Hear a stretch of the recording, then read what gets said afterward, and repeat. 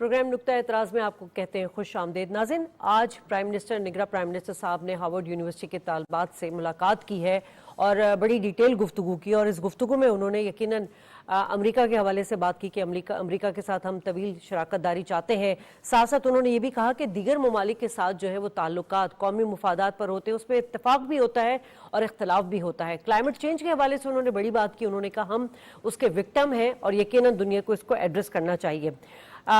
Harvard university के तालिबात students के साथ गुज़िश्ता रोज़ आर्मी चीफ जनरल आसिम साहब की भी मुलाकात हुई थी और बड़ी डिटेल गुफ्तगू हुई थी। और उस गुफ्तगू में आर्मी चीफ साहब ने यह बात भी की थी कि हम यानी कि पाकिस्तान दहशतगर्दी के खिलाफ बेतहाशा कुर्बानियाँ दे चुका है।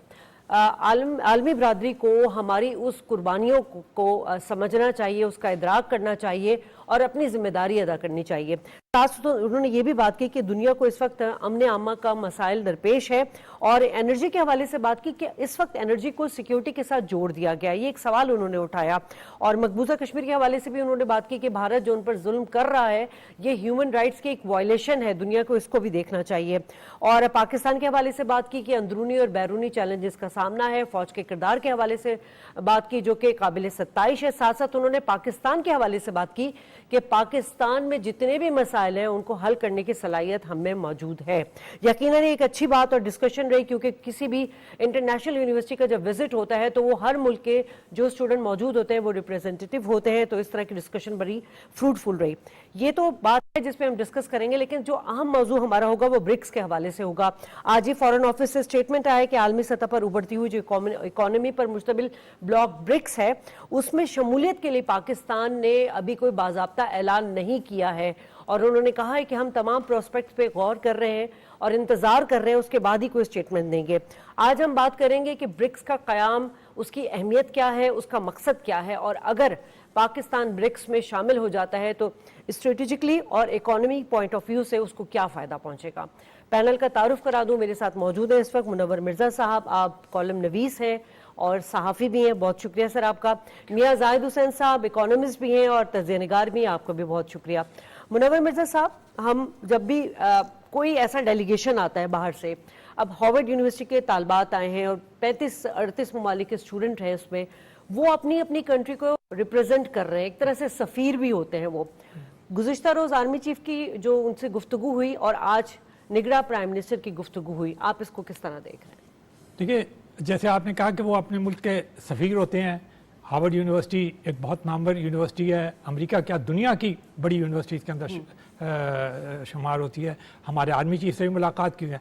मैं एक बात कहना पसंद करूँगा यहाँ पर, वो ज़्यादा सी क्रिटिकल है, वो ये है कि जो हमारे स्टूडेंट्स हैं जो बाहर जाते हैं वो भी जब इन यूनिवर्सिटीज़ के अंदर पढ़ते हैं, हार्वर्ड में पढ़ें, कैम्ब्रिज में पढ़ें, ऑक्सफोर्ड में पढ़ें, तो उन्हें भी इस बात का इदराक होना चाहिए और ख्याल होना चाहिए कि वो भी हमारे सफ़ीर हैं और उनकी जो जो अमल होगा, जब हमारे प्राइम मिनिस्टरों को इतनी इज्जत दे रहे हैं, हमारे आर्मी चीफ उन्हें इतनी इज्जत दे रहे हैं, हम उन्हें इतनी इज्जत दे रहे हैं कि हम टेलीविज़न के अंदर उनको ज़ेर बहस ला रहे हैं ताकि वो हमारी बात समझें, तो यकीनन अगर पाकिस्तानी स्टूडेंट्स भी बाहर जाते हैं तो उन्हें भी इस बात का बहुत ख्याल रखना चाहिए। मैं बता दूं आपको कि चाइनीज़ और इंडियन स्टूडेंट्स वगैरह जब जाते हैं और फिर अपने मुल्क में वापस आते हैं तो उन्होंने इनकलाब बर्पा की है।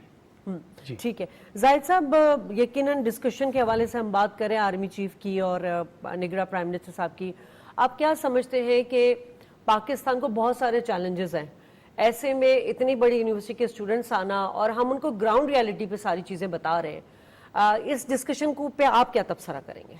देखिए, बात यह है कि जो यूनिवर्सिटीज़ के स्टूडेंट्स जाते हैं इनके साथ इनकी फैकल्टी भी होती है, रेलेवेंट जो भी फैकल्टी होती है वो साथ होते हैं और मकसद इनका ये होता है कि ये वहाँ जाके उनकी स्टडी करते हैं और जिस मुल्क में ये जाएंगे तो वहाँ की स्टडी करेंगे कि वहाँ की मुआशियात क्या है, वहाँ के सोशल सिस्टम क्या है, वहाँ के दीगर प्रॉब्लम्स क्या हैं, वहाँ का जो आइन क्या है, कानून क्या है, उसके ऊपर अमल दरामद क्या है, उसकी रेटिंग्स क्या हैं। तो ये एक इनकी स्टडी होती है और वो जाके स्टडी टूर होता है, ये जाके उसको स्टडी करते हैं और उसके मुताबिक फिर इनको ये मुख्तलिफ मुल्कों में जाते हैं। तो जब मुख्तलिफ मुल्कों में जाते हैं तो वो जब उसको स्टडी करते हैं फिर उसको कंपैरिजन करते हैं, फिर उससे इनके केस स्टडीज़ बनती हैं जिससे इनको पता चलता है कि जी किस मुल्क में क्या क्या पॉलिसीज़ उन्होंने अडॉप्ट की और उनकी क्या सक्सेस स्टोरीज़ हैं और किस मुल्क की जो हैं क्या नाकामियाँ, क्या उनको चैलेंजेस हैं और उनके फिर उनको वहाँ जब ये वापस जाएंगे تو ان کو وہاں پہ پھر ان کے فورم بنائے جائیں گے اور ان سے کہا جائے گا کہ جی ان کا آپ یہ جو پرابلمز ہیں یا چیلنجز ہیں یا یہ جو سکسیس سٹوریز ہیں تو اس کو آپ اینالائز کریں اور پھر وہ اس کے اوپر پورا یہ تجزیہ بھی کرتے ہیں اور ایک یہ سوشل اور ایک سائنٹیفک ریسرچ کا ایک ان کا سسٹم ہوتا ہے. تو یہ ایک بڑی ظاہر ہے کہ کامیاب چیز ہے اور اس سے پاکستان جیسے ملکوں کو بھی ان سے سیکھنے کا موقع ملتا ہے اور ان کو پاکستان جیسے ملکوں سے بہت کچھ سیکھنے کا موقع ملتا ہے. تو اب جب یہ یہاں پر آئے ہیں اور ہمارے پرائم منسٹر سے ملے ہیں, آرمی چیف سے ملے, تو یقیناً انہیں ایٹ دا ٹاپ لیول ان کو ساری انفارمیشن ملی ہوگی اور یہ جا کے اس کا تجزیہ بھی کریں گے, پھر اس کی کچھ رپورٹس بھی بنائیں گے. اب بات یہ ہے کہ پاکستان کے جو پرابلمز ہیں, جو ایشوز ہیں, جو چیلنجز ہیں, جو کامیابیاں ہیں اور جو پاکستان کی اپورچونیٹیز ہیں, تو یہ ساری چیزیں ایک ایسی ہیں کہ جو عالمی سطح کے اوپر ایک بڑا انٹرسٹنگ کیس ہے کہ ایک ایسا ملک کہ جو 24 کروڑ آبادی کا ملک ہے, جو نیوکلیئر کنٹری ہے, جو دنیا کی چھٹی آبادی کے لحاظ سے غالباً چوتھی یا پانچویں بڑی قوت ہے, اس کے علاوہ ہم دودھ میں چھٹے 7ویں نمبر پہ آتے ہیں دودھ کی پروڈکشن میں, اور بہت ساری چیزوں میں ہم کئی مطلب چوتھے پانچویں چھٹے نمبر پہ آتے ہیں. لیکن جب ہم انڈسٹری میں جاتے ہیں یا بزنس کے اوپر جاتے ہیں, بزنس میں ہم اپورچونیٹیز دیتے ہیں تو وہ 108ویں نمبر پہ آتے ہیں. ہم اگر انصاف پہ جاتے ہیں تو 140ویں نمبر پہ آتے ہیں. تو اس طرح کی چیزیں جو ہے بڑی انٹرسٹنگ ہوتی ہیں اسٹوڈنٹس کے لیے کہ اس کو وہ سمجھیں کہ آخر یہ اتنا اتار چڑھاؤ کیوں ہے. ایک طرف ہمارے پاس معدنیات کے خزانے ہیں, اچھا ایک طرف ہم نے SIFC ابھی بنائی ہے, تو SIFC جو ہے وہ ایک دنیا کے لیے ایک بڑی انٹرسٹنگ چیز ہے.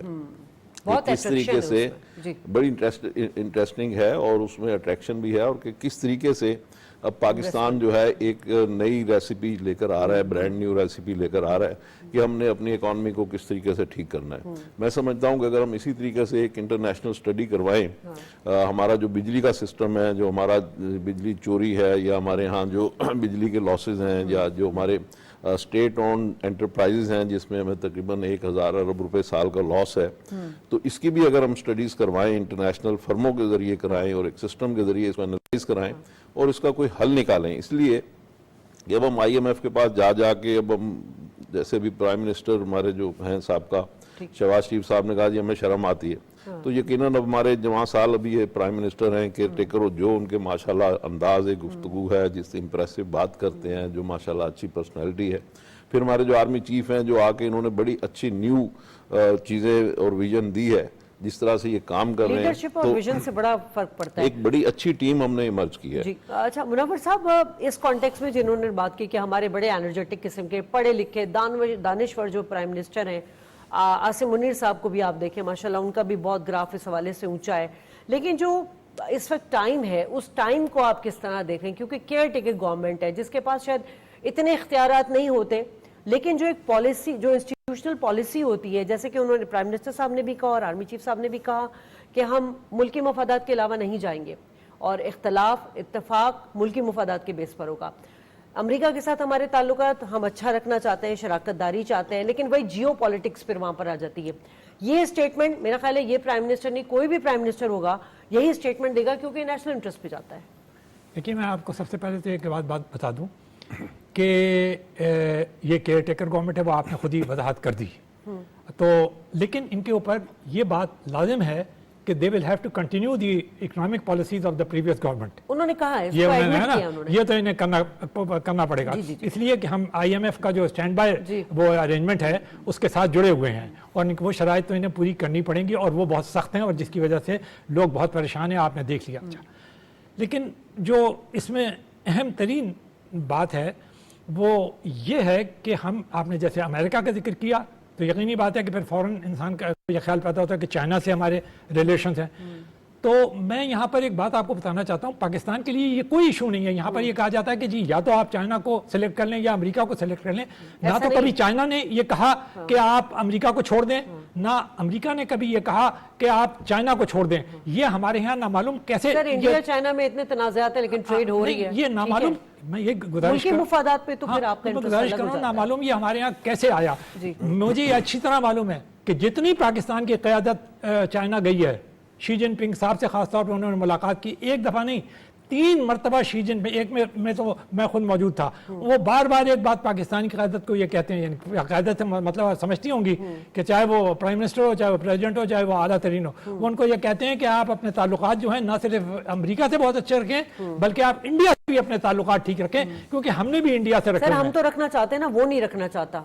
अब ताली देखिए, एक हाथ से तो नहीं बचती ना मुनव्वर साहब। इसमें मैं I don't want to go into controversy, ये हमारा एक बड़ा सेंसिटिव एरिया है, लेकिन जैसे अभी आप ब्रिक्स का जिक्र कर रही थी, तो ब्रिक्स के अंदर जो हमारे 2 स्टम्बलिंग ब्लॉक्स हैं जिसकी वजह से पाकिस्तान ब्रिक्स को एंटर नहीं कर सकता, हालांकि किसी ने वो हुआ नहीं है, सिर्फ एक ख्याल है कि लोगों का सवाल ये पैदा होता है ना कि जब आप शंघाई फोरम पे भी मौजूद हैं, चाइना के भी आप इतने करीब हैं, तो उनका जो मेजर बैंक है और उनका जो उसमें आप शामिल नहीं हैं, जबकि आपका जो पार्टनर है इंडिया क्यों शामिल है, तो उसके अंदर इंडिया पाकिस्तान को अपोज करता है। Now you will have to have a mechanism और you will have to make a design कि जिसके अंदर आप अपने ताल्लुकात को इस तरह एडजस्ट करेंगे, कोई इतना ठीक है, टाइट रोप चलिए हम वाला ब्रिक्स नहीं। पर तो आएंगे, पहले मैं थोड़ा सा वन बाय वन चीजों को एड्रेस करने की कोशिश करती हूँ। जाहिद साहब, अब पाकिस्तान की इकोनॉमी को हम थोड़ा सा इसको भी टच कर लेते हैं, क्योंकि हम ब्रिक्स पर आ रहे हैं, इकोनॉमी हमारी क्या उससे बेहतर हो सकती है, करंट सिचुएशन जो भी है, वजह क्या है पाकिस्तान की इकोनॉमी में बेहतरी नहीं आ पा रही है? क्या IMF के स्टैंड बाय प्रोग्राम की वजह से, क्योंकि इकोनॉमी रिवाइवल प्लान जो SIFC है या दीगर जो उसमें 5-6 एजेंडाज हैं, सेक्टर्स हैं जिन पे हमने काम करना है, उस पे हम अभी डिसीजन ले रहे हैं, अभी उस पे होमवर्क हो रहा है, अभी उसकी एग्जीक्यूशन नहीं हो पा रही है, और अगर हो भी पा रही है तो रिजल्ट नहीं आ रहा, क्या मसला हो रहा है? ये रुपए की कदर इतनी क्यों गिर रही है? देखें, बड़ी सिंपल सी बात है कि हम अपनी तमाम नाकामियों का जिम्मेदार किसी ना किसी को ठहराने की हमें आदत हो गई है। अच्छा, चोरी हम करते हैं बिजली की, हम सरकारी इदारों में 1000 अरब रुपए हम लॉस करते हैं, FBR का 4000 अरब रुपए रेवेन्यू जो है वो हम नहीं देते, ठीक, और कहते हम ये हैं कि जी IMF की वजह से ये महंगाई हो रही है।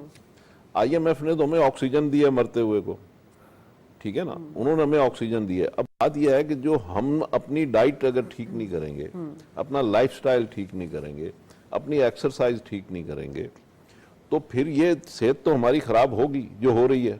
अब डॉक्टर ने अगर हमें ऑक्सीजन लगाई है या इंजेक्शन लगाया तो हम डॉक्टर को क्यों बुरा बोलते हैं? बात यह है कि देखिए, हमारे मुल्क में 3-4 बड़े बड़े इश्यूज हैं जो हमारी जितनी तरक्की है, जितनी कोशिश है, जितनी मेहनत है, उस सब को साइफन कर जाते हैं।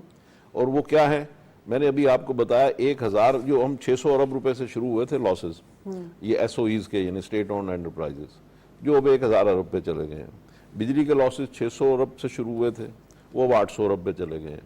अच्छा, अभी हम जो कैपेसिटी चार्जेस दे रहे हैं बिजली की, ये जो अभी बड़े बड़े बिल आ रहे हैं, 60 रुपए पर यूनिट लोगों को बिल आ रहा है, लोग बिल जला रहे हैं और लोग उसके लिए हड़तालें कर रहे हैं और लोग उसके लिए सिविल नाफरमानी कर रहे हैं, और कुछ 2-4 लोगों ने खुदकुशी भी की है और प्राइम मिनिस्टर साहब भी उसके ऊपर कोशिश कर रहे हैं। तो बात यह है कि 60 रुपए बिजली का बिल क्या मैं और आप दे सकते हैं? नहीं दे सकते, कोई भी नहीं दे सकता।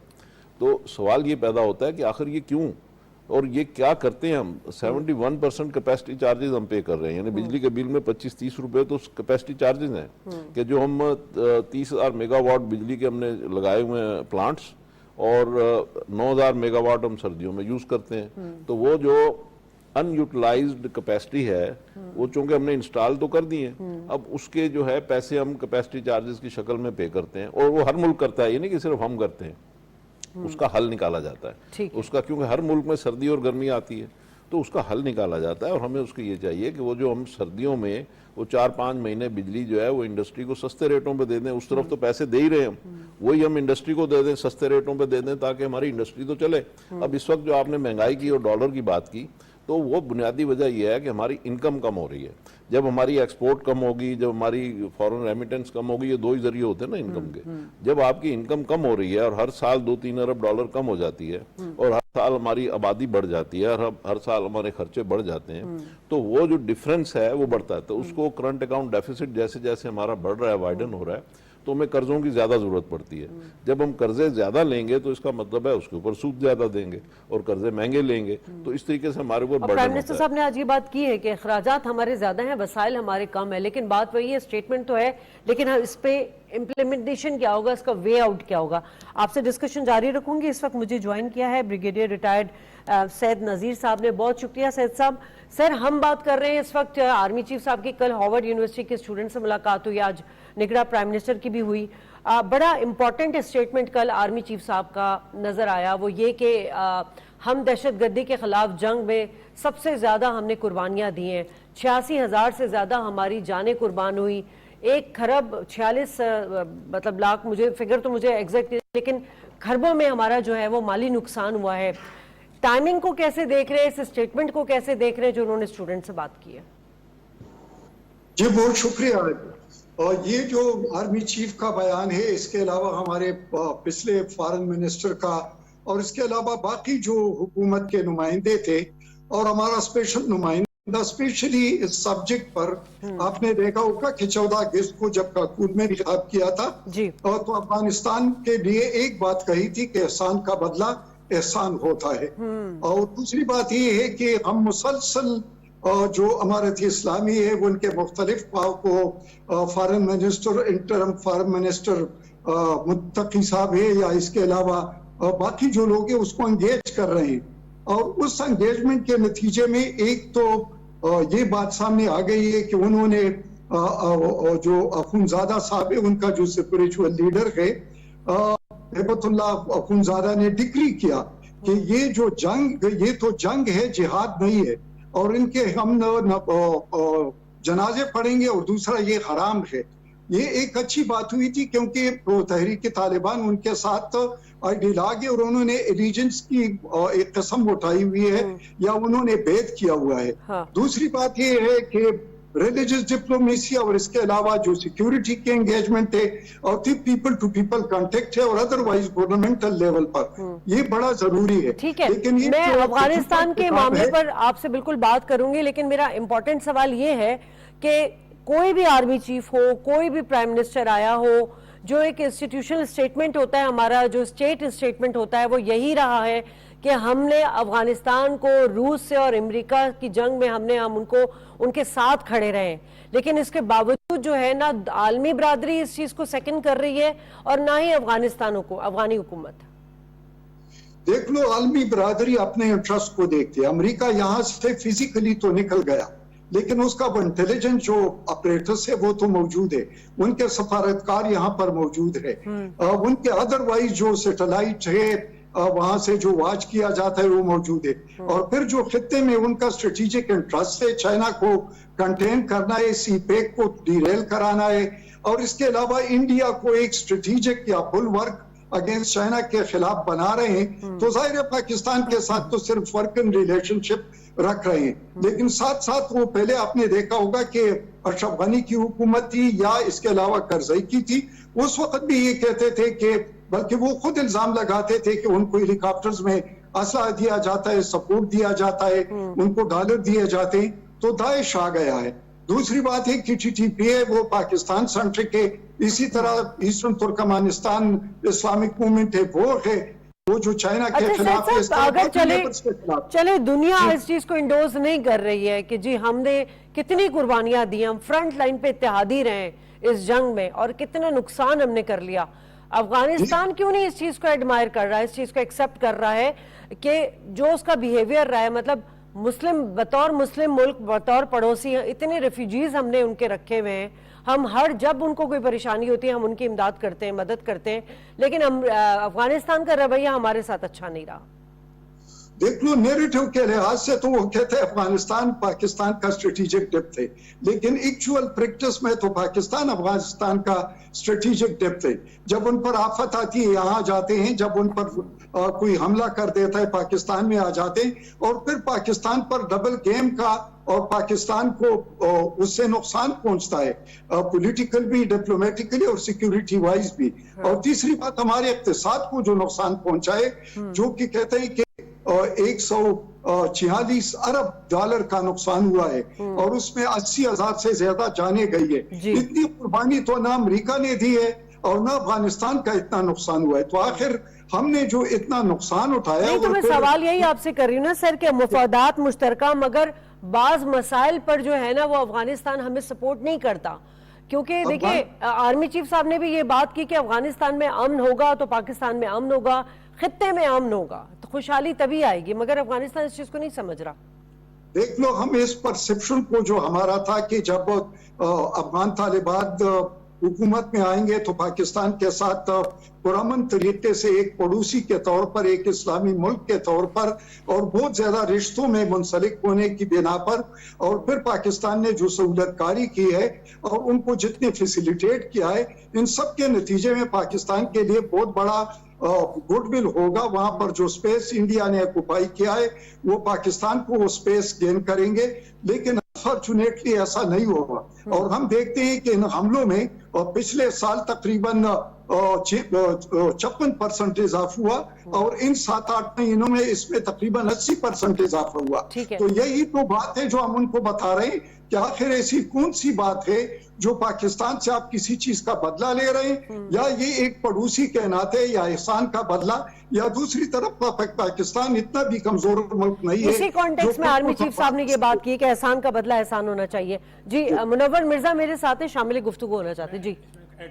جی دیکھیے 2 سال پہلے ٹیک اوور کیا ہے طالبان نے افغانستان کو, اور آپ نے دیکھا کہ پاکستان نے اس سے پہلے 2 سال دوحہ مذاکرات کے اندر اتنا بیسک رول پلے کیا ہے کہ کوئی حد نہیں. جو پی ٹی آئی کے چیئرمین تھے اور اس وقت سابق وزیر اعظم تھے, 2 مرتبہ 4 مہینے کے اندر امریکہ گئے, آپ کو یاد ہوگا ڈونلڈ ٹرمپ جب موجود تھے, اور وہاں جا کے انہوں نے تمام تر ان کی باتیں مانی. لیکن جو بات نہیں کی, جو پاکستان کئی دفعہ نہیں کرتا ہے, وہ یہ ہے کہ یہ آپ نے دیکھنا چاہیے تھا پاکستان کے مفادات کہ جب امریکہ چلا جائے گا تو پاکستان کا کیا بنے گا. یہ جو ٹی ٹی پی انہوں نے وہاں پر رکھی ہوئی ہے اور جو ان کے بالکل یعنی ہم خیال لوگ ہیں, تو یہ دوحہ مذاکرات کے اندر this should have been imbibed. یہ کہنا کہ جی یہ بالکل میں مانتا ہوں, میں بھی یہی کہتا ہوں کہ افغانستان احسان کا بدلہ صرف احسان ہی ہونا چاہیے, لیکن آج کی دنیا میں لوگ برادر ہونا یا مذہبی طور پہ ایک ہونا یہ کہاں مان رہے ہیں. افغانستان نے کبھی اس بات کو نہیں مانا, کرزئی کے زمانے میں بھی نہیں مانا, اس زمانے میں بھی ہمیں شکایت تھی, آج بھی ہمیں شکایت ہے, اور ہمیں یہ باؤنڈ کرنا چاہیے تھا. ہم نے 2300 کلومیٹر کی ایک باڑ لگائی ہوئی ہے, اس کو انہوں نے کاٹ دیا. ٹی ٹی پی کو انہوں نے کھلے عام اجازت دے دی. خود آرمی چیف نے کہا کہ ہمیں اس پر شدید تحفظات ہیں. بالکل, انہوں نے کابل حکومت کو کہا کہ آپ ٹی ٹی پی کے خلاف اور جتنی بھی کالعدم تنظیمیں ان کے خلاف کارروائی کریں. سوال یہ پیدا ہوتا ہے کہ ہم نے اس حکومت نے جس وقت آپ نے تو یہ کہہ دیا جی انہوں نے غلامی کی زنجیریں توڑی ہیں, کیوں آپ نے یہ بات کہی؟ آپ کو پڑوسیوں کی طرح رہنا چاہیے. پی ٹی آئی حکومت کا تو آپ کو پتہ ہے وتیرہ ہی رہی ہے, جذبات کے اندر آ جاتے ہیں, فورن پالیسی کے اندر بھی جذبات کے اندر آ جاتے ہیں, بزنس کے اندر بھی جذبات کے اندر آ جاتے ہیں. جیسے ابھی زاہد صاحب کہہ رہے تھے کہ اگر کسی سے دوستی کرنے کے لیے ہم کہتے ہیں وہ پیسے اس لیے دے کہ وہ ہمارا برادر ہے. اب فورن پالیسی بنا رہے ہیں تو وہ اس لیے ہماری بات مانے کیونکہ ہمارا نہیں. معاہدہ آپ نے کیا ہے نا دوحہ کے اندر, یو ور دیئر, آپ نے سہولت کار تھے, آپ کا یہ فرض بنتا تھا. فورن پالیسی کی یہ بنیادی تقاضا ہے کہ آپ اپنی یہ شک رکھتے. دنیا نے آج تک انہیں تسلیم نہیں کیا. وہ کیا کر رہے ہیں ابھی آپ دیکھیے, انہوں نے ایک سٹیٹمنٹ دیا ہے طالبان نے کہ جی پولیٹیکل پارٹیز جو ہیں وہ مذہب کے اندر حرام ہے, لڑکیاں جو ہیں وہ 6ٹھی جماعت سے زیادہ نہیں پڑھ سکتی. اب آپ مجھے بتائیے کہ یہ پاکستان کی تمام چیزوں کو نگیٹ کرتی ہیں یا نہیں کرتی, اور وہاں پہ ٹی ٹی پی موجود ہے اور وہ یہاں پر جو دہشت گردی کی کارروائیاں کر رہی ہے. تو اگر ہم نے دوحہ مذاکرات کے اندر یہ شک بھی شامل کروا دی ہوتی 5ویں کہ وہ اپنی سرزمین کو نہ صرف استعمال نہیں کریں گے دہشت گردی, یہ شک تو شامل ہے, لیکن اپنے پڑوسیوں کے خلاف نہیں کریں گے. میں سید صاحب سے ایک سوال کر لوں پھر میں زاہد صاحب آپ کے پاس آؤں گی. سید صاحب تو کیا کوئی ریکنسیڈر کیا جا رہا ہے؟ وجہ یہ کہ منور صاحب نے بڑی کلیئر بات کی کہ یہ دوحہ مذاکرات کتنا پاکستان نے محنت کی اور پاکستان اس پہ رہا, لیکن بات وہی آ جاتی ہے کہ مشترکہ مفادات کو بھی افغانستان نہیں دیکھتا.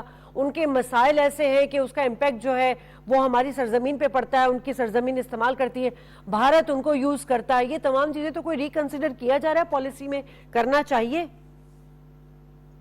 دیکھ لو بالکل ریکنسیڈر ہوتا ہے, لیکن بات یہ ہے کہ جب موقع ہوتا ہے اس وقت ہم پرو ایکٹیو اپروچ اڈاپٹ نہیں کرتے, ہم ڈیفینسو میں ہوتے یا ری ایکٹیو موڈ میں ہوتے ہیں. اور اس وقت میں اتفاق کرتا ہوں کہ ہمیں پرو ایکٹیولی اس میں جانا چاہیے تھا. देख लो जब रूस निकल रहा था तो पाकिस्तान ने दस्तखत किए थे उस वक्त और इंटरिम गवर्नमेंट नहीं बन सकी और फिर अफगानिस्तान में फिर वही खेल जारी हो गया। इसके अलावा यहाँ पर भी जब अमेरिका निकल रहा था एक कियाटिक विड्रॉल था, लेकिन उस वक्त भी हमने जिस तरीके से अपने सरहदात का और अपने लोगों की हिफाजत का और जो ठोस जमानतें लेनी थी वो लेनी चाहिए थी। और तीसरी बात ये है कि हमने इस बारे में इंटरनेशनल दुनिया से कितना क्या हमने कोई अच्छी रिपुटेशन कमाई है या हमारी रिपुटेशन अनफॉर्चुनेटली या हमारा परसेप्शन गलत गया हुआ है, और फिर हमने कितना ब्लेम गेम को इनकी वजह से हमने बर्दाश्त किया और अब भी कर रहे हैं। तो तीसरी बात ये आ जाती है कि ठीक है पड़ोसी है, ये बहुत सारे रिश्ते हैं, ये रिश्ते गिने जाते हैं, लेकिन इसके बावजूद मैं एक बात करना चाहता हूँ कि हमारा जो अप्रोच है कि हमारा वेस्टर्न बॉर्डर काम रहे और वो ठंडा रहे, इसलिए था कि हम कंसंट्रेट करें अपने अजली दुश्मन जो इंडिया है। और दूसरी बात हमारे इक्तिसाद का जो पहिया है सीपेक है उसके लिए एनवायरमेंट चाहिए और वो वेस्टर्न रूट से पॉसिबल है। तीसरी बात ये है कि हमारे लिए तरक्की के दोनों के तरक्की के लिए पुरअमन हालात की जरूरत। अफगानिस्तान एक ब्रिज है, उसको ब्रिज के तौर पर इस्तेमाल करे अगर वो पीसफुल हो जाए। तो अगर वहां से जंग ट्रांजिट कर सकता है तो वहां से पीस क्यों नहीं ट्रांजिट कर सकता? ये बड़े बड़े सवालात हैं जो उनके सामने रखे जाते हैं। बहुत शुक्रिया सैयद साहब, आपने वक्त दिया। जाहिद साहब, अब इसी को हम इस तरह लेके बात करेंगे कि अमन व आमा के मामलात नहीं खित्ते में सही होंगे, अफगानिस्तान में अमन नहीं आएगा, जो कि आर्मी चीफ साहब ने कल कहा कि अगर वहां अमन नहीं आएगा तो पाकिस्तान में भी नहीं आएगा और फिर खित्ते में भी नहीं आएगा। दुनिया भर को इस वक्त जो है एक तरह से महंगाई, इक्तिसादी मतलब वो क्राइसिस का सामना है, तो ये कितना बड़ा मैसेज आर्मी चीफ साहब ने कहा है, इकोनॉमी पॉइंट ऑफ व्यू से बताइए। देखिए बात यह है कि मैसेजिंग तो बहुत करते हैं, हम मुख्तलिफ लेवल्स के ऊपर मैसेजिंग भी करते हैं। ख्वाजा आसिफ साहब हमारे वज़ीर दिफा थे, उन्होंने बड़ा सख्त टोन अपनाई थी अफ़गानिस्तान के ख़िलाफ़ जब भी हमारे यहाँ हमारे जो जवान शहीद हुए थे और अक्सर होते रहते हैं। तो बात यह है कि हम उसके आगे क्या है, व्हाट नेक्स्ट। बात यह है कि वो कहते हैं कि जो गरीब की बीवी होती है वो सबकी भाभी होती है। तो हमने अपनी इकॉनमी को इस तरीके से डिप्लीट किया है और इस तरीके से ख़राब किया है कि इंटरनेशनली हमारी कोई से नहीं है। तो जब हमारी कोई से नहीं होगी, जब आपकी से नहीं होती फिर मैनूवरिंग होती है, और मैनूवरिंग जो होती है वो ज़ाहिर है कहीं भी पसंद नहीं की जाती। तो लिहाजा हमारी से नहीं है, और से बनाने के लिए हमें अपनी इकॉनमी को ठीक करना होगा, अपने मामलात को दुरुस्त करना होगा। जब हम अपनी इकॉनमी को ठीक कर लेंगे, जो कि हमारे पास पोटेंशियल मौजूद है, तो ऑटोमेटिकली सारी चीज़ें ठीक हो जाएंगी। सिर्फ मैसेजिंग से कुछ भी ठीक नहीं होगा, क्योंकि उनको भी पता है कि ये मैसेजिंग तो होती रहती है। तो बात यह है कि हमने कोई 125 अरब डॉलर जो हैं वो अफ़गानिस्तान की जंग में अपने नुकसान किए, कोई 1 लाख के करीब हमने फौजी जवान अपने शहीद करवाए, और अभी भी आप देखेंगे रोज़ाना अल्लाह ना करे जी बिल्कुल 2-4-5 इस तरीके से शहादतें होती रहती हैं। और यकीन जानिए कि जब ऐसा कोई मैं अखबार में या टीवी पे जब हम देख रहे होते हैं, डायरेक्ट हमारे दिल को वो हिट कर रहा होता है कि जैसे हमारा अपना कोई नौजवान या अपना प्यारा जो है ना बहुत करीबी बच्चा हमारा कोई अपना शहीद हो गया। तो ये इतना पेनफुल होता है। जिस दिन भी हम ये सुनते हैं खबर, 2-4 घंटे हमारे बुरे गुजरते हैं जी। तो ये है कि इन चीज़ों को हम ठीक क्यों नहीं कर सकते, इनको रिजॉल्व क्यों नहीं कर सकते। आपको अपने बॉर्डर्स टाइट करने चाहिए। और आप एक और बात देखें कि अफगानिस्तान जो है वो लैंड लॉक्ड कंट्री है, पाकिस्तान ही उसको पैम्परिंग कर रहा है, पाकिस्तान ही उसको तमाम चीज़ें ट्रांसपोर्ट कर रहा है, चाहे वो सी पोर्ट के हवाले से हों या खुश्की के हवाले से हों। पाकिस्तान के ज़रिए ही उनकी तमाम दरामदात उनकी चल रही हैं। और पाकिस्तान में एक जो बड़ा मेनस है वो ये कि अफगानिस्तान की चीज़ें फिर वापस पाकिस्तान की मंडियों में आके बिकती हैं, तो वो भी स्मगलिंग भी उस रूट से हो रही है। तो पाकिस्तान उसको बड़े मुख्तलिफ तरीक़ों से उसको अफगानिस्तान को, अच्छा उनके गले की कमी हो जाए तो पाकिस्तान से जा रहा होता है ऑफिशियली, अच्छा उनके यहाँ कोई और मसला हो जाए तो पाकिस्तान से हमारा गला भी स्मगल भी हो रहा होता है। बहुत सारी चीज़ें हमारे यहाँ जो स्मगल हो जाती हैं, यानी हमने इस शौक़ में कि पाकिस्तान में हमने सस्ती चीज़ रखनी है चीज़ें ताकि हमारे अवाम को मुश्किल ना हो, तो हम चीज़ें सस्ती रखते हैं, उसमें सब्सिडी देते हैं। जब सब्सिडी देते हैं तो वो चीज़ें जो है अफगानिस्तान स्मगल आउट हो जाती हैं। तो ये भी हमारे साथ बहुत सारे मेनस हैं, बहुत सारे मसाइल हैं। इन सारी चीज़ों को हमें हिकमत अमली से हल करना यही होगा। बात जो आपने की ना कि अपना घर कमज़ोर हो, हम इंटरनेशनली से नहीं उस कर पाते क्योंकि हमने अपना केस उस तरह लड़ा नहीं, हमने उस तरह से लॉबिंग, हमने उस तरह से पॉलिसी नहीं बनाई। केस तो हम लड़ते हैं, हमारी जेब में पैसे नहीं होते, इस वजह से हमारी बात कोई नहीं सुनता। अब ये भारत के ऊपर कल आर्मी चीफ साहब ने कहा कि भारत जो मजालिम ढा रहा है मकबूजा कश्मीर में, تو وہ تو ہیومن رائٹس کی وائلیشن ہے، مگر دنیا اس پر خاموش ہے. لیکن آج اس کی اپڈیٹ یہ ہے کہ G20 کے جو HR باڈیز ہیں انہوں نے بھی اس پر ایکشن لیا ہے. تو یقیناً پاکستان نے جو مختلف فورم پر جا کر آواز اٹھائی ہے تو کچھ اس کے ساتھ نمایاں ہونے شروع ہو گئے ہیں. یہی چیز، یہ لابنگ، یہ پالیسی، یہی ہمیں بہت کمپریہنسو طریقے سے اس کو آگے بڑھانے کی ضرورت ہے. منور صاحب، آپ کی بات انسانی حقوق کا جہاں تک تعلق ہے بھارت کے، تو انسانی حقوق کا ریکارڈ جو ہے وہ مودی صاحب کے دور کے اندر بہت خراب رہا ہے، ٹھیک. لیکن دوسری بات آپ کو ایک اور بھی، آپ ابھی بریگیڈیئر صاحب فرما رہے تھے کہ ہمیں اپنے ویسٹرن بارڈر کو بالکل صحیح رکھنا چاہیے، تو بالکل یہی بات ہمارے ایسٹرن بارڈر کے اوپر بھی اپلائی ہوتی ہے. اگر آپ نے، جیسے زاہد صاحب بار بار اس بات کو ایمفسائز کر رہے ہیں، ایک ہی بات پہ وہ ایمفسائز کر رہے ہیں، وہ یہ ہے کہ ہمیں اپنا گھر درست کرنا پڑے گا، اور ہمیں گھر درست کرنے کے لیے اپنی اکانومی درست کرنی پڑے گی. اور اپنی اکانومی درست کرنے کے لیے فنڈامنٹل اور ون تھنگ یہ ہے کہ ہمارے کو امن چاہیے. تو اس کا مطلب یہ ہے کہ آپ نے بالکل صحیح کہا، ہم انہیں کنڈیم کرتے ہیں، دنیا بھی انہیں کنڈیم کرتی ہے، جگہ جگہ انہیں کیا جاتا ہے. لیکن وہاں ایک بات آ جاتی ہے، انڈیا دنیا کی فاسٹسٹ گروئنگ اکانومی ہے. آپ کو پتا ہے چائنا بھی ان کے مقابلے میں سلو ڈاؤن ہو چکا ہے، 7.8 یا اس طرح وہ ہٹ کر رہے ہیں. پرسوں نرسوں آپ نے سنا ہوگا کہ ان کا جو اسپیس شپ ہے، اسپیس کرافٹ جو ہے، چندریان 3 جو ہے، وہ جنوبی حصے پہ لینڈ کر گیا ہے. میں یہ نہیں کہتا کہ کوئی انہوں نے کوئی آسمان گرا دیا ہے، لیکن میں آپ کو یہ بتا رہا ہوں کہ وہ ساری چیزیں معاف اس لیے ہو جاتی ہیں. میں ابھی زاہد صاحب کو یہ بتا رہا تھا کہ جس وقت مودی صاحب کا ڈنر تھا وائٹ ہاؤس کے اندر تیسرے روز، جو کہ بڑا امپورٹنٹ ہوتا ہے، انڈین بزنس مین کو دہلی سے فلائی کیا گیا. تو کیا پاکستان کے بزنس مین کو بھی اسی طرح فلائی کیا جاتا ہے؟ ہم انسانی حقوق کی بات کر سکتے ہیں، لیکن لوگوں کے آگے ہمیں منت کرنے کی کیا ضرورت ہے؟ لوگوں کے آگے ہمیں ہاتھ جوڑنے کی کیا ضرورت ہے؟ یہ کہنے کی، ہر وقت یہ روتے رہنے کی کیا ضرورت ہے کہ ہم جو ہیں وہ دیکھیے آپ یہ سنیے؟ نہیں، ہمیں سب سے پہلے اپنے آپ کو مضبوط کرنا چاہیے، اتنا مضبوط کرنا چاہیے کہ ہماری آواز اتنی توانا ہو جائے. اور اس کا وہی طریقہ ہے کہ ہم اپنی اکانومی کو بالکل ٹھیک کر لیں، میں گزارش کروں آپ سے، سر جھکا کر کام کریں. یہ باقی آلتو فالتو چیزوں کے اندر یہ جو پڑ گئے نا، آپ دیکھیے ہمارے ہاں اندرونی بھی سیاست چل رہی ہے. ہمارے 96 لاکھ جو پاکستانی باہر ہیں وہ بھی اندرونی سیاست کے اندر ملوث ہیں. آپ دیکھیے، میں آپ کو صرف ایک بات بتا رہا ہوں، یہ جو انڈیا کا اسپیس پروگرام ہے نا، 7 لڑکوں نے ناسا کے اندر وہ پڑھنے کے لیے گئے تھے، واپس آ کر 2008 کے اندر شروع کیا تھا. تو آپ یہ دیکھیے ذرا جذبہ. وہ ہمارے دشمن ہیں، ہم ان کے مخالف ہیں، لیکن دشمن سے بھی سیکھنا پڑتا ہے آدمی کو اپنے گھر کو صحیح کرنے کے لیے. ہمیں کسی کو دشمن بنانے کی ضرورت نہیں ہے. میں آپ کو خارجہ پالیسی میں بتا رہا ہوں، ہمیں ایک ہی کام کرنا چاہیے، اور وہ یہ ہے کہ سر جھکا کر اپنے ملک کو ہمیں ترقی دینا چاہیے.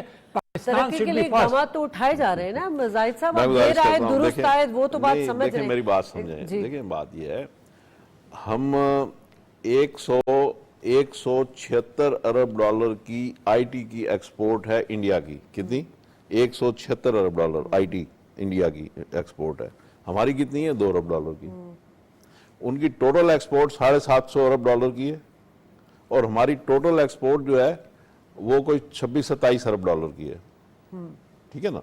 اچھا، اب چندریان جو ان کا پروگرام تھا اس میں ان کے صرف 6 یا 7 ارب روپے خرچ ہوئے ہیں. مطلب کوئی اتنی بہت بڑا اماؤنٹ نہیں ہے.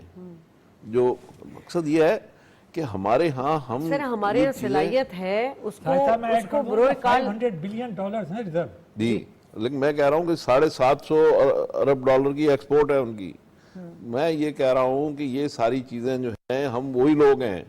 ہم وہ سر ایس آئی ایف سی جو بنائی ہے اس میں سر میری بات سننا، نہیں میری بات سمجھیں آپ.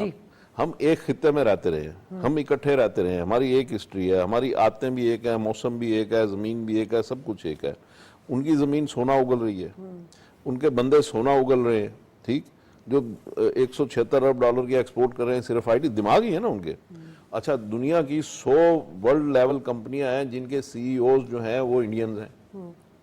تو اس کا کوئی امپیکٹ آئے گا نا. پاکستان میں ہم یہ کیوں نہیں کرتے؟ پاکستان میں ہمارے پاس ساری چیزیں، سارا انفراسٹرکچر موجود ہے، ہر چیز ہمارے پاس اویلیبل ہے.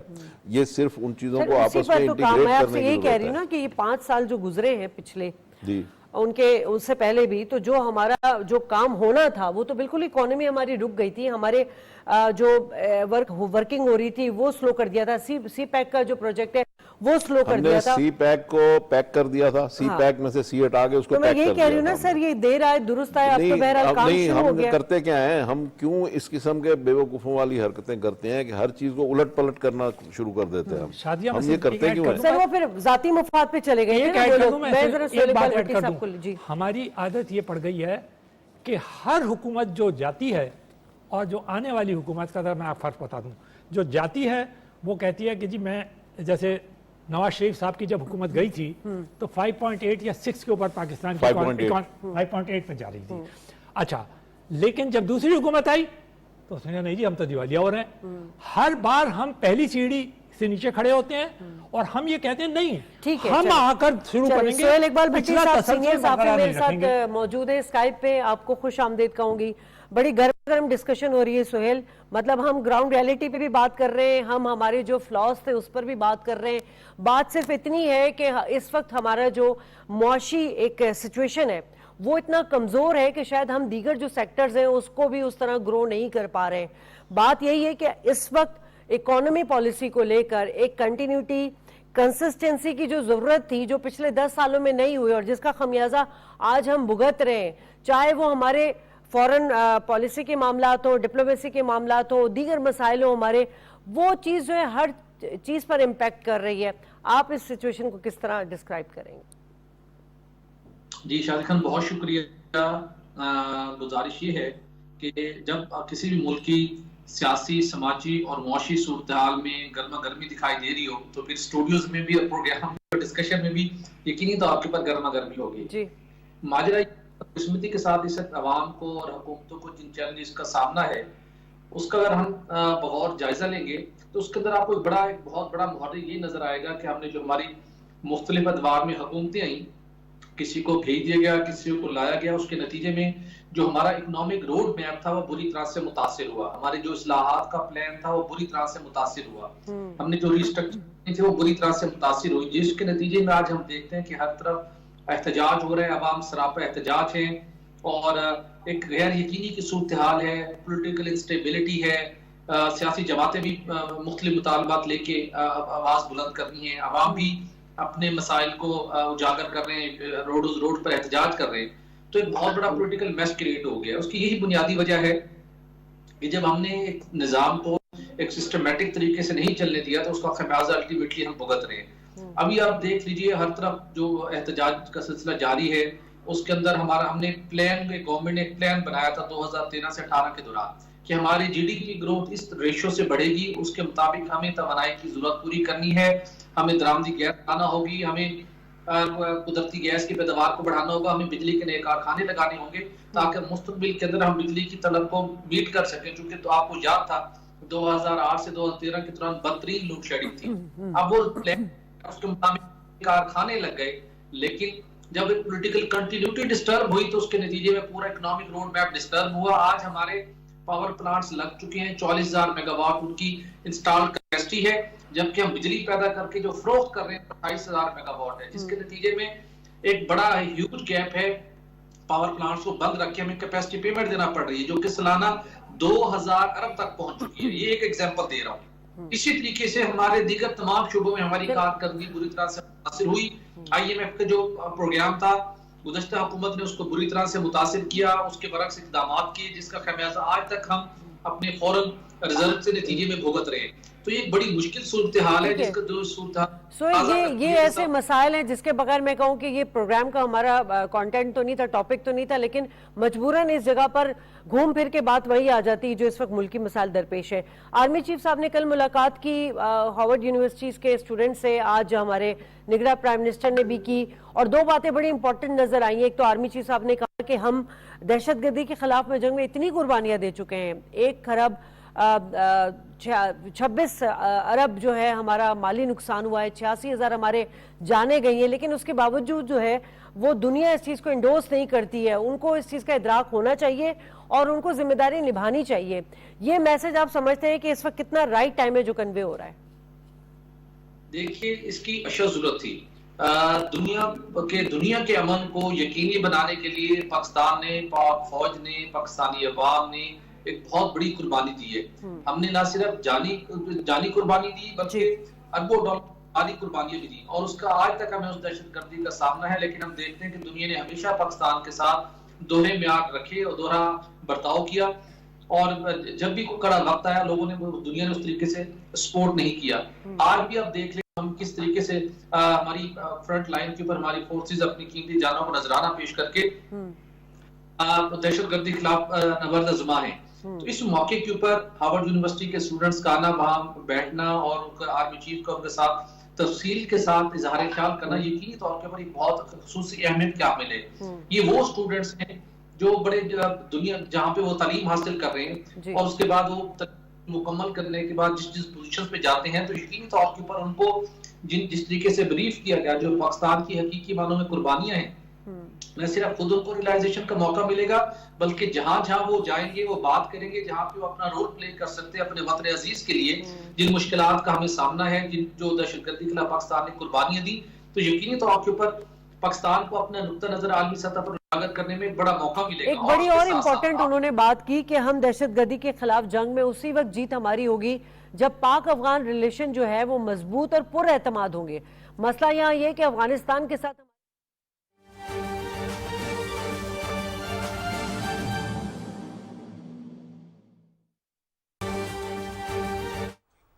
کولمبو میں تیسرے ون ڈے میچ میں پاکستان نے افغانستان کو شکست دے دی ہے، اور 59 رن سے پاکستان نے افغانستان کو شکست دی ہے، اور اس کے ساتھ ساتھ پاکستان نے یہ سیریز بھی اپنے نام کر لی ہے. آپ کو بتاتے چلیں کہ کولمبو میں تیسرے ون ڈے میچ میں پاکستان نے افغانستان کو شکست دے دی ہے.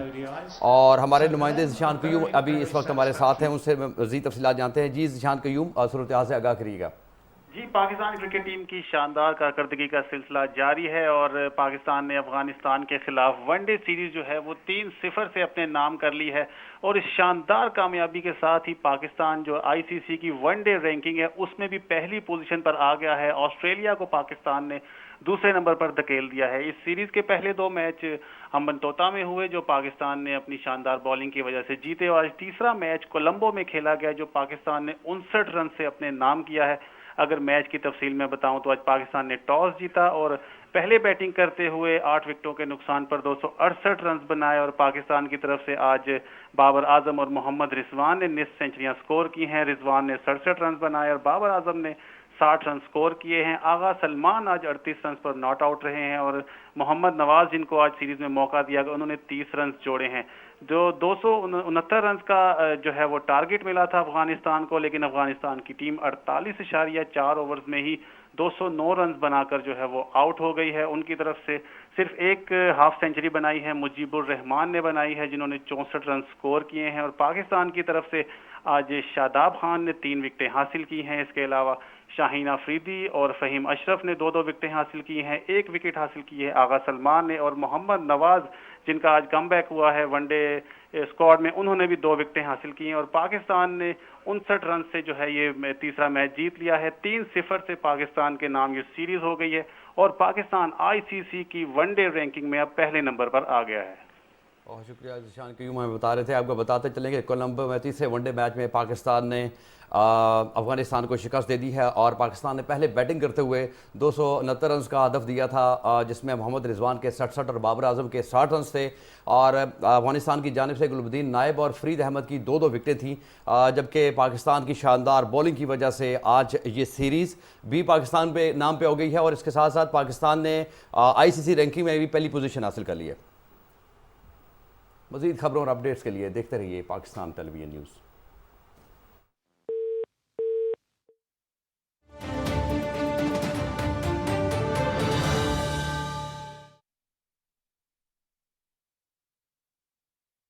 جو ہمیں نہیں نظر آتی، اور پھر ہمیں مغربی سرحد سے جو ہے وہاں سے ہم دیکھتے ہیں کہ ہماری سرزمین پر حملے کیے جاتے ہیں، ہمارے فورسز، ہمارے جوان شہید ہوتے ہیں.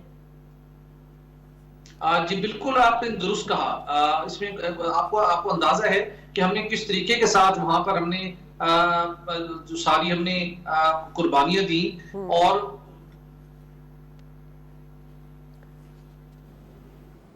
رابطہ ہمارا منقطع ہو گیا, دوبارہ کوشش کریں گے ہم ان سے رابطہ کرنے کی. برکس کی طرف آتے ہیں منور صاحب. اب یہ جو برکس کے معاملات ہیں, جو فارن آفس سے ہمارا ایک اسٹیٹمنٹ آیا ہے کہ ابھی ہم تعلقات پہ سوچیں گے, باضابطہ ابھی ہم نے دیکھنا ہے پراسپیکٹس کیا ہیں, کس اینگل سے ہم بات کریں گے. برکس کا قیام اور اس کا ایجنڈا, اہمیت کیا ہے؟ دیکھیے, میں برکس کا تو ایک ہی اہمیت تھی, کہا یہ جاتا تھا کہ یہ اینٹی ویسٹ ہوگا اور یہ آئی ایم ایف یا ورلڈ بینک کا شاید نعم البدل ہوگا. 250 بلین انہوں نے 2016 کے اندر اس کا ایک ریزرو فنڈ بھی رکھا تھا جو کہ انہیں دینا تھا. 5 بنیادی ممبر تھے جن کا آپ ذکر کر چکی ہیں, مزید 6 جو ہیں مشرق وسطیٰ, افریقہ اور ارجنٹینا جو ہے وہ اس میں شامل ہو رہے ہیں. اچھا, سعودی عرب ہے. برکس کی بنیادی بات جو ایک غلط فہمی پاکستان کے اندر پیدا ہو گئی ہے وہ یہ ہے کہ یہ شاید کوئی اینٹی ویسٹ وہ ہے. اگر آپ اس سے کمپوزیشن دیکھیں ملکوں کا تو کون سے ملک ہیں جو سوائے رشیا اور چائنا کے آپ یہ کہہ سکتے ہیں کہ وہ ان کے خلاف ہیں. مگر رشیا کا جو اپنا ٹریڈ ہے وہ امریکہ سے کوئی $750 بلین کا ہو رہا ہے, تو اور کتنے بلینز آف ڈالر, تو اس قسم کی کوئی مخالفت نہیں ہے. تو بنیادی طور پر اس کا قیام اس لیے تھا, اور آج کل یہ چھوٹے چھوٹے گروپ بن رہے ہیں. پہلے G20 جیسے بڑے بڑے گروپ بنا کرتے تھے, اور ان کا مقصد یہ ہے کہ جو بزنس کا جو تعاون ہے اور یہ جو فیلڈ ہے, اکنامک فیلڈ ہے, اس کے اندر زیادہ سے زیادہ کریں. اب کویسچن یہ پیدا ہوتا ہے وہی آپ والی بات کہ آخرکار پاکستان کے فارن آفس نے ایک بیان تو دیا ہے, لیکن 2 امپیڈمنٹس ہیں اس کے اندر. پہلی بات تو یہ ہے کہ انڈیا جو ہے وہ اس نے اپوز کیا ہے پاکستان کی انٹری کو, اور پاکستان انٹر نہیں ہو سکتا اس لیے کہ وہ ان کا کور ممبر ہے. 1 لیکن اس سے بڑا انڈیا کا تو جو چائنا اور رشیا بھی تو ہے نہیں, اس سے بڑا ایلیمنٹ خود ہم ہیں. تو چائنا اور رشیا بھی تو ہیں, ہم خود ہیں. بات یہ ہے کہ اس قسم کے فورمز میں کوئی منت خوشامد یا ہاتھ جوڑ کے نہیں جایا جاتا. آپ اگر اتنے مضبوط ہو جائیں نا اکنامکلی تو ہر فورم آپ کو دعوت دے گا کہ آپ آئیے اور ہمارے ساتھ شامل ہوئیے. یہ اس قسم کی باتیں کرنا کہ چائنا ہمیں دھکیل دے, امریکہ ہمیں ادھر دھکیل دے, یہ اسٹریٹجکلی اینگل سے تو آپ نے بات کر لی. اب یہ بتائیے کہ جو برکس کی جو کرنسی ہے یہ یون ہے, کنفرمیشن ہے اس کی کہ یہ یون کرنسی میں ٹریڈ کرے گا؟ نہیں, یہ تو کوئی ابھی کنفرمیشن نہیں ہے. دیکھیں بات یہ ہے, برکس جو ہے 42% اس میں دنیا کی جو پاپولیشن ہے وہ یہ 5 ممالک میں ہے, ٹھیک ہے, اور 23% دنیا کا جی ڈی پی اس میں ہے, اور 16% دنیا کی تجارت اس میں ہے برکس میں. اس سے آپ اس کے روبسٹ اس کا کیا کہنا مسلز کا آپ اندازہ لگا سکتے ہیں کہ یہ کتنی بڑی قوت ہے. اور اس کے جو 4 فاؤنڈر ممبرز ہیں, بعد میں اس میں ساؤتھ افریقہ آیا, پہلے برک تھا تو ساؤتھ افریقہ کا ایس لگنے سے برکس ہو گیا, تو یہ 5 کنٹریز ہو گئے. اب انہوں نے 6 ممالک کو مزید دعوت دی ہے.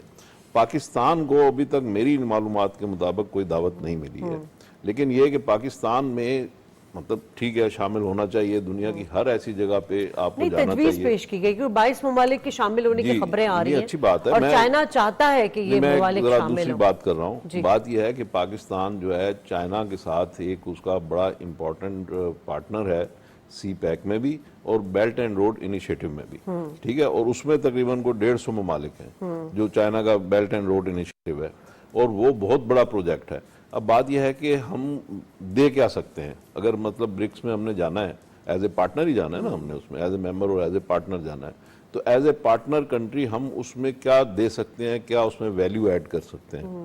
تو ہمیں اصل میں ہم اپنے اس قسم کے پرابلمز میں ہیں کہ اگر ہمیں 2 چیزوں سے کی وجہ سے امپورٹنس ملتی ہے جہاں بھی دنیا میں ملتی ہے, ایک نیوکلیئر کنٹری ہونے کی وجہ سے اور ایک 24 کروڑ کا ملک ہونے کی وجہ سے. یہ 2 چیزیں ہیں جس کی وجہ سے دنیا کا جو بھی پلیٹ فارم ہوتا ہے وہاں پہ ہمیں اس حساب سے کچھ نہ کچھ امپورٹنس ملتی ہے. اب بات یہ ہے کہ اگر ہم باقی اپنے فیکٹرز جو ہیں وہ بھی اگر میچنگ ٹو دس اپنا جو پوٹینشیل ہے اس کے مطابق کر لیں تو پھر یقیناً ہمیں اپنا صحیح پلیسمنٹ ملے گا ہر جگہ پہ, بجائے اس کے کہ ہم کہیں مینوورنگ کر رہے ہوں یا کچھ کر رہے ہوں, اس کی بجائے لوگ ہمیں خود ویلکم کریں گے. اچھا, اب ویلکم کرنے کا بات یہ ہے کہ ایس آئی ایف سی کا آپ نے تھوڑی دیر پہلے ایک کویسچن کیا تھا. ایس آئی ایف سی ایک ایسی چیز ہے کہ اگر ہم واقعی اس کو ایکسپلور کر لیں اور واقعی اس کو انفورس کر لیں اور واقعی اس کو 1 ونڈو آپریشن کر لیں تو میں یہ سمجھتا ہوں کہ پاکستان میں $200-300 ارب کی انویسٹمنٹ آ سکتی ہے. ٹھیک ہے, چلے وقت ختم ہو گیا، ڈسکشن تو ایسی ہے کہ وقت اس کے لیے اور بھی درپیش ہے. آپ دونوں مہمانوں کو شکریہ ادا کرنا چاہوں گی. ناظرین، ڈسکشن بہت اچھی رہی ہے. جب تک ہم اپنی اکانومی کو مضبوط نہیں کریں گے، جس کے لیے ہمارے پاس بہت سارے وسائل موجود ہیں، ان وسائل کو بروئے کار نہیں لائیں گے، اس سے استفادہ نہیں لیں گے، اپنے آپ کو معاشی طور پر مستحکم نہیں کریں گے، تب تک ہم دنیا کے سامنے کھڑے ہو کر کچھ بھی نہیں کہہ سکتے. ہم اپنے آپ کو جب تک مضبوط نہیں کریں گے تب تک دنیا ہمیں جو ہے وہ ڈیگریڈ کرے گی، اور دنیا ہمیں وہ کہیں گے نا کہ اتنی امپورٹنس نہیں دے گی. وقت ہے کہ ہمیں اپنے آپ کو اہمیت دینے کے لیے اپنے تمام وسائل کو بروئے کار لانا چاہیے. جو میرے پینل نے بات کی، بڑی امپورٹنٹ بات کی. وقت یہی ہے کہ اس وقت ہمیں ان تمام چیزوں پہ امپلیمنٹیشن اور ایگزیکیوشن کرنا چاہیے. پروگرام سے اجازت، اللہ نگہبان.